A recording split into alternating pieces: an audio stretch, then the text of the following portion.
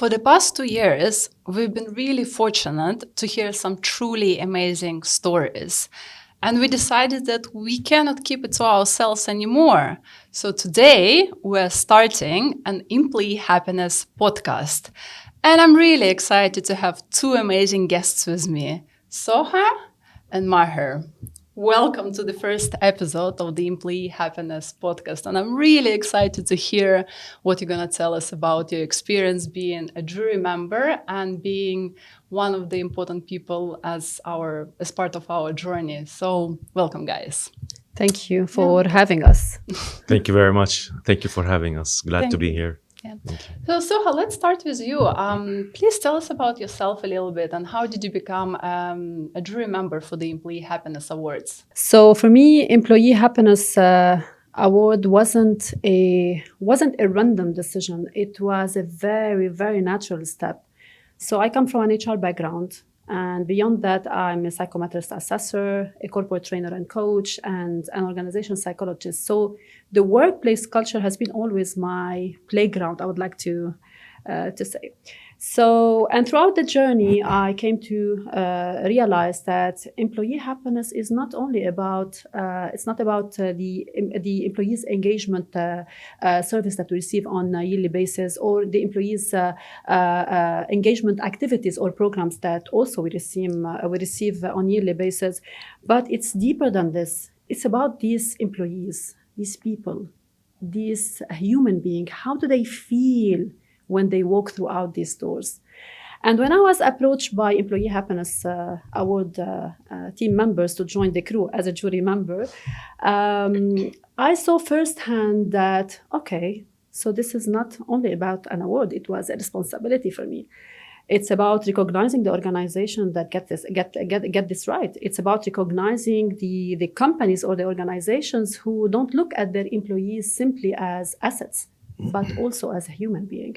It's about shining the lights toward this organization that don't only measure employee happiness, but also they want to embed it into their daily practice and workplace culture. And that's why I'm here. Because the organization that get this right, work stop being just a job. It becomes a place where employees they want to, and I want to emphasize on the word want to. They want to be part of the company. They want to show up. They want to add value. They want to work. They want to thrive. And when this happens, employees, they don't only win, but also the entire business. So this is why I'm here. Thank you. I think for me, the best judgment of whether employees are happy or not, that's how they feel on Sundays. Absolutely. I'm looking forward to Mondays. I'm looking forward to start the next week because I'm like, what's going to happen? Who I'm going to meet? What's interesting is going to happen to me and to the company. So I think for me, that's kind of one of the measures of how I identify employee happiness as well. Maher, what about you? What's your journey and how did you become a jury member? Well, coming from my nature of job as an HR, and I was lucky enough to work in a people-centric organizations throughout my career.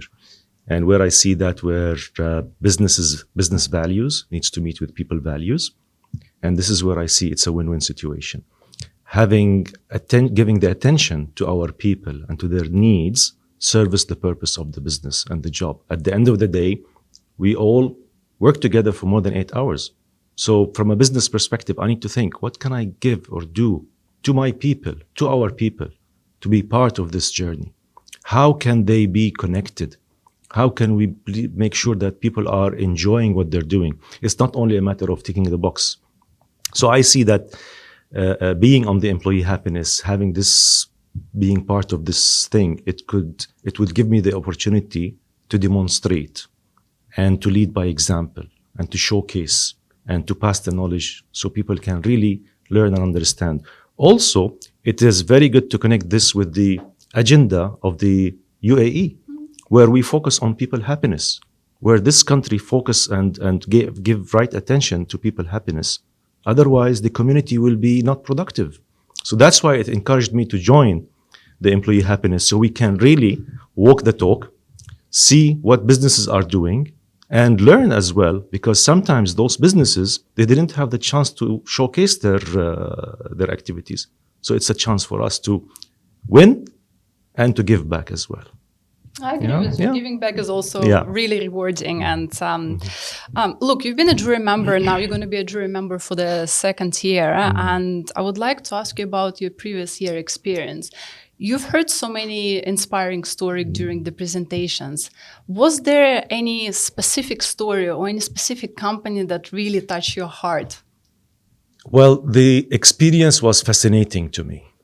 I would say that clearly, because I didn't expect that there are amazing, great initiatives. I worked with international businesses, but when we look into our community in Dubai, family businesses or small and medium enterprises, they really make lots of activities, lots of things that we can learn and we can adapt. Lots of experiences. One of them that the business, there is one company, an employer worked for like 42 years. And as a reward to this gentleman, he hired his family members in this company. So the legacy continues, because some companies would say, no, we don't want family members. Those would say, no, you see, this is how we build our business. So we pass this to generations. The other thing, which is creating commitment as well and ensure that this is a place where becomes employer of choice. Because I feel safe that I'm working there, spending my lifetime there, and I can give opportunity to my family as well. So if you look at it from a different perspective, a person who spends more than 8 hours, 10 hours at the company, he doesn't see his children. And now he's being rewarded to have his family member competent to join this business and continue the legacy. On the thing that really touched me, it's businesses who have high blue-collar population or community. And, we wake up in the morning, we take our car, we drive, we go around. We don't pay attention to the hassle, to the challenges, those hidden soldiers, what they see, what they face during the day. Okay? I mean, so I saw what they have done, initiatives that if these people really are not working hard and being committed and dedicated to what they're doing and doing it with passion, our life will be difficult. Okay? So the initiatives they have done was amazing. How they take them, activities, physical activities, social events. Some of them created like a movie night activity for the blue card, because they need to have this kind of social engagement, the connection with the management team. So they made a kind of an event for all of those, this big population or community. And they did like a carnival activity for them, enjoying their day, relaxing, resting, playing games, chilling, watching movies, whatever. It was a very engaging activity, which shows that we pay attention to the lowest in the hierarchy, and the attention is given by the highest of the hierarchy. So this is the thing that I really like. I mean, I don't want to give a specific example, but this is one of the things that really showed me that we have businesses here, they really care. And we need to showcase this. And this is where we link it with Employee Happiness Award, because it's a chance to demonstrate this. And again, as I said earlier, to lead by example. Do you remember if they won an award? I think they did. They did? I think they did. Yeah. Yeah. I'll check and we can edit Yes. on the screen. They did. Yeah. I think, yeah. Look, there is a lot of now movement, and I would say actually a little bit of even pressure to work on employee happiness. I think this term didn't really exist some years ago. So now most of the companies are trying to work towards employee happiness. From your point of view, how do companies now evolve into this movement, and what initiatives they're taking towards that? Before, the employees' happiness was all about, like I've mentioned earlier, was all about the employees' engagement scores and feel-good initiative. But I guess that organizations today, they started to realize that it's about basically creating it, embedding it into their daily practice and workplace culture. And the biggest shift that I've seen, back to your question, is the psychological safety. So today, employees, they want to be part of a company where they feel heard. They feel they can speak freely without any fear. And most importantly, to feel valued, not only for their amazing job, but also as a human being. And the best companies that get this right are not only keeping their employees for a longer period of time, but they're keeping their employees for their employees happy, motivated. And think about the ripple effect or the domino effect. When we have employees who are happy and motivated, that means the entire business will flourish, right? So higher productivity. And let's be very honest, employees, they don't stay with the company because of their end of the month check, which is very important, but also they stay with the company because they feel heard, they feel respected, and they are being part of something that is much more bigger. So, yeah. Interesting. So look, when we talk about awards, for many people, they just think about it. It's a moment of glory on stage, but it's actually so much more that goes behind the scene, and it's so much more that they get from participating. I'll give you my example. I've participated in awards myself as individual, I think around 3 or 4 years ago. And at that time, I didn't know what I'm signing up for. But now I look back and I can feel that this gave me so much. First of all, it was experience. It was a challenge. It puts you out of your comfort zone. But then it also goes on your CV or company profile. And it's just so important to do it. What's your point of view on that? Okay, let's be very honest. Trophies are nice. And pictures as well. We all like a little recognition. This is human. This is natural. We all like to be recognized for our hard work. But what about the values? In my opinion, it's the reflection. So this kind of awards, basically, it pushes the organization to stop, to reflect, and even ask themselves, like, okay, so this is not only about awards. It's about basically understanding where do they stand today versus the other organization. Maher, you mentioned that at the beginning, right? They can develop, they can learn and grow and even evolve, specifically when they are surrounded basically by organizations that get it right. So basically it pushes them to do better. So yes, I'm with the trophies, I'm with the glory, with the recognition. If you really put effort because you want to create something different, not because you have to. And when it comes to the Employee Happiness Award, I guess that the organization, they are not there because they have to, but because they want to. They want to create a healthier and better workplaces versus the other organization. And this is what sets them apart. I think it's also a really great team building exercise because normally you have to involve certain team members and get together and come up with something interesting. And then the best part, if you all go to the gala dinner and then win it. I personally love it. It's nice to celebrate your success and to reward your efforts. So absolutely. It would be very nice. Yeah. See, for me, employee happiness is not it's not a destination. Is a journey. It's a mindset. It's the happier workplace don't just happen. They are built passion by passion and action by action. By great leaders. And by great leaders, of course. That's where it all starts. Of course. It's all about leadership. Yeah. Indeed. Yeah. So Maher, from a jury perspective, what do you gain by participating in this award? Now we're talking about what's the benefit for the companies, but what do you personally gain from being a member? You see, by nature, we are social human being. We have to socialize, and by socializing, we learn, and we really open and broaden our horizon. If you get stuck into your own place, your comfort zone, you will not learn. You will see that this is the world where it revolves around what you are doing. But when I joined the Employee Happiness Award, I started to realize that not everything we're doing is the top. No, there are things, and there are like little things that makes a big difference. For example, a tap on the shoulder makes a big difference to people.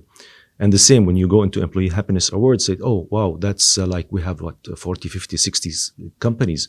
So there is like diversity, there is innovation. So you learn a lot. So my drive was to give and try to give this insights from our experience, from what we have done in my career, throughout my career, but also to see it and to learn and to enrich my knowledge. That, wow, this is something I could really adapt and implement in my own workplace. So it's a learning thing. And also, it is very, very important that you join a kind of community. I don't want to say like a think tank, but a community that would drive a positive change towards employee happiness and what we can do to our people who are behind our business success. So this all interlinks with each other. Being a jury, it doesn't mean that I know it all, I know everything, and I'm here to evaluate you and to judge you. No, I'm here to be inspired and to give my insights, okay, and try to take something and at the same time also give something. Like one of the important things that I learned in Employee Happiness Award is how to create a system that where we can measure people's happiness, employee happiness. You know, it's about quantity. Quantifying it, it's difficult, but we can set some kind of metrics for it, like turnover, you know, number of people who applies, etc., etc. But it's really good to interlink all these together and to learn from the experiences that you look at, you go through, and to give the community. Because at the end of the day, we really need to build and to be part of building a better community for better people. Remember that it's all about positivity, positive energy, how people comes to work with this positive feeling.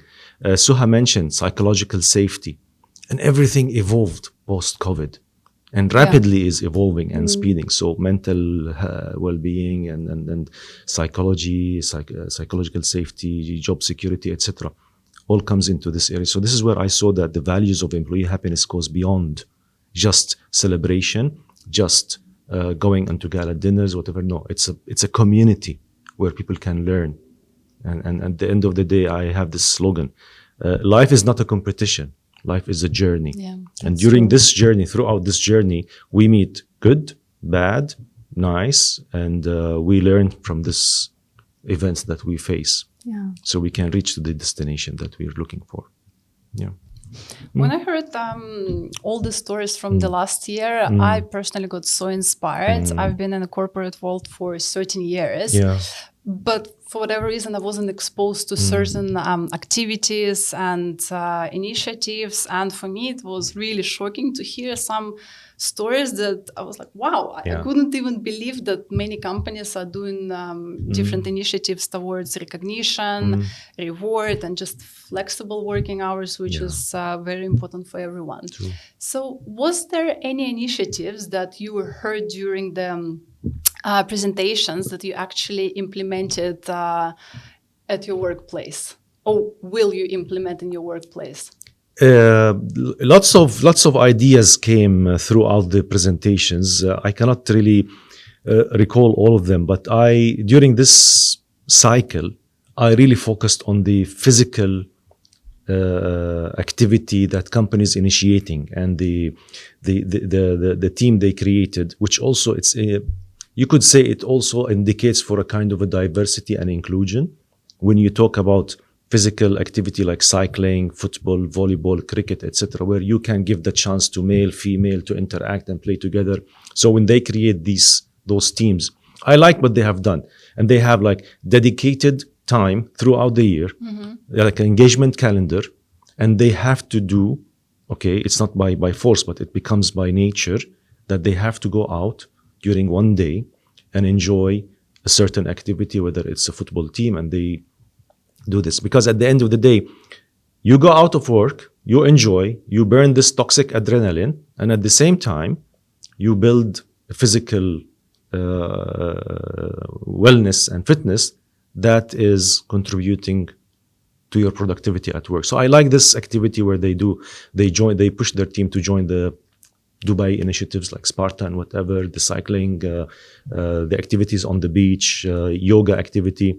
So they show that we care about you people. It's not about that, no, we don't have time for this, just go to work, do your work. No, we encourage you. So this is what I liked. In most of the companies, they have this in their agenda, but there is one company put it like part of its values, which is an amazing thing. It is important. Yeah. I'm a big fan of all these activities. I was Yeah. always the first one. Yeah. I'm in anything. I think the craziest one that really pushed me outside of my comfort zone is to do 5 kilometer run at Expo a few years ago. Oh. I'm not a morning person. I don't like running and I cannot run, but I was actually really happy to join and to do it. And the interesting part, I said to my team at that time, I was like, guys, we're doing it. And literally 80% of my team came, and I was so surprised that they followed, and they actually completed that as well. And it ruined my day after that. True. But yeah, I was really happy. Yeah, muscles. we had this initiative with one of the employers I was engaged with. And the idea was to participate in a certain physical activity. And it was amazing, the spirit, the atmosphere. To an extent, my family joined me as well. So the whole family came and we spent the whole day together. So imagine how you connected your family at home with your family at work or with your colleagues at work, okay? I don't want anybody to misunderstand that we're talking, your job is not your family, no. But at the end of the day, again, we work more than 10 hours in the offices or 8 hours, so we become close. But this is where it is, yeah. You're engaged and you have the family joining you with the co-workers, colleagues. This is the beauty of it. So now, if you need anything, when I talk to my family about my work, they could visualize who am I talking to, who am I talking about. So this is where the beauty of it. So look at it beyond one thing. So do you have any favorite activity? I have my personal trainer every week. She comes over. We do practice some yoga, some Pilates together. Otherwise, this is more than enough for me. So, yeah. Okay. So many companies are working towards employee happiness. From your perspective, what are the best practices that you've seen or companies should implement to reach a better results? See, I've learned throughout the journey that happier workplace don't happen by coincidence or even by accident, but by design. So the best companies who get this right are the one who listen more than they speak, are the one who create and build a trust among their teams before even their policy. And most importantly, they make their well-being a daily practice, not a box to check. At the end of the day, the employees, they don't only thrive in the best workplaces. In my opinion, they thrive in human being one. So for me, the workplace culture is what matters today. Yeah. It matters. It matters for me a lot as well. Yes, absolutely. And I'm happy to be in a happy company. I'm happy. We are happy for you too as well. All right. Let's finish on a fun note. The first thing that comes to your mind. If you had a magic wand, what practice would you implement in a company to be a happy company? Oh. Soha, you want to go? Yeah. That's very easy for me. So no meeting Mondays. Yeah. I agree. Just imagine a day, like where we can get this job done without, like interruption, without, like countless and endless meetings. That means real productivity, deep focus, and I dare to say it, a time to breathe. We're human. We deserve a time to basically to pause so we can basically reset, and then eventually we can reconnect with the world around us. Like you just mentioned, Maher, we spend over than 10 hours at work. So don't we deserve a time to breathe? So no meeting Mondays, please. What's the best time to reach you? Tuesday, yes. Afternoon. In my opinion, the best productivity boost is not another meeting. Is the space without one. So please, less noises and more impact. This is how I see it. Yeah. I know that many companies and organizations, they're not gonna love what I've just said. But this is what I've been witnessing. And this is what we've been heard. In fact, Maher, True. what would you like to add to that? Yeah, true, 100%. In one of the companies I worked for, we have restricted meetings to 30 minutes. And even on those teams, whatever, you cannot do a 1 hour meeting. 10, 15, 20, 25, 30 maximum. That's it. So the other day I was giving an example at office to my team and says, okay, next meeting will be in the swimming pool.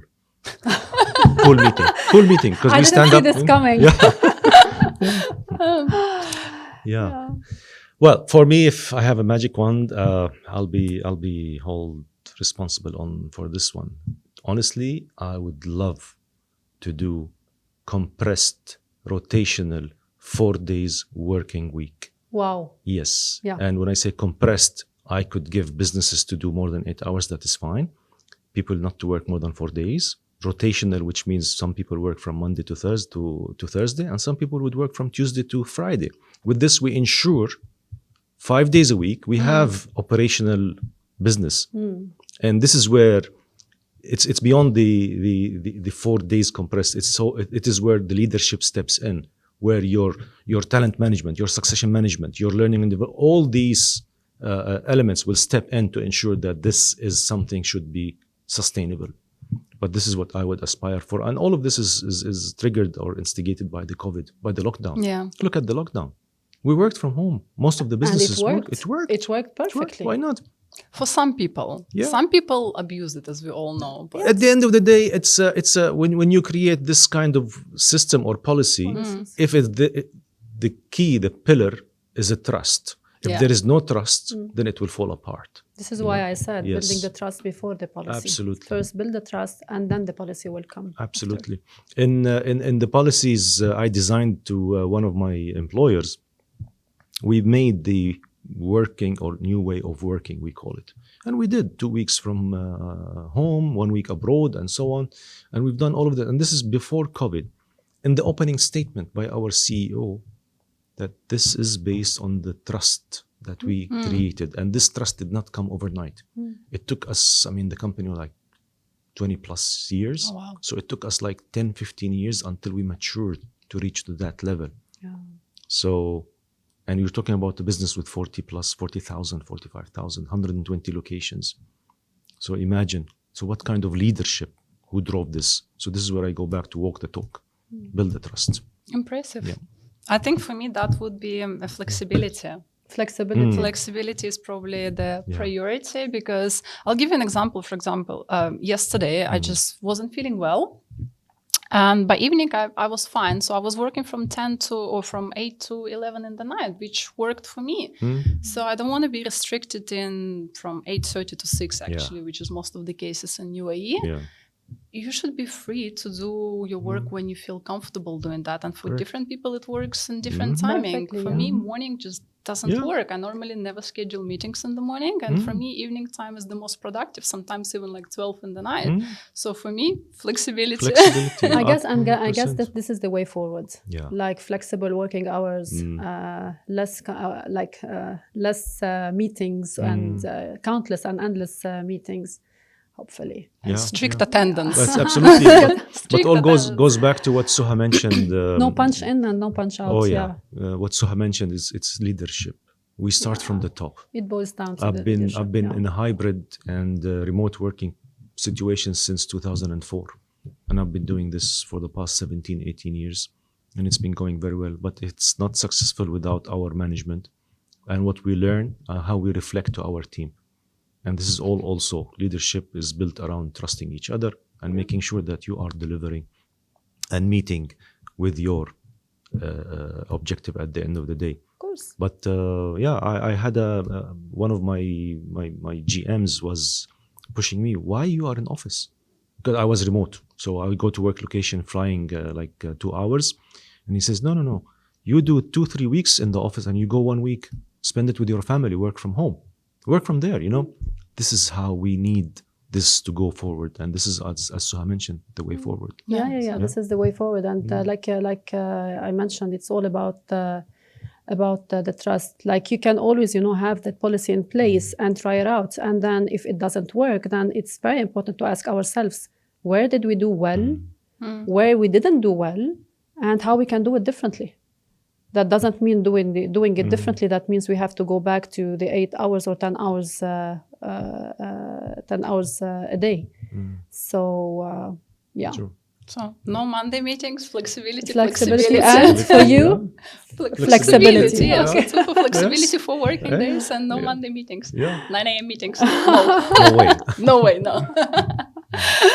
Okay, thank you so much, guys. It's been an absolute pleasure to have you here with me and to hear Likewise. your stories, to hear your thoughts and understanding of employee happiness and employee happiness awards as well. I'm looking forward to see you during the presentations in May and looking forward to hear some inspiring stories.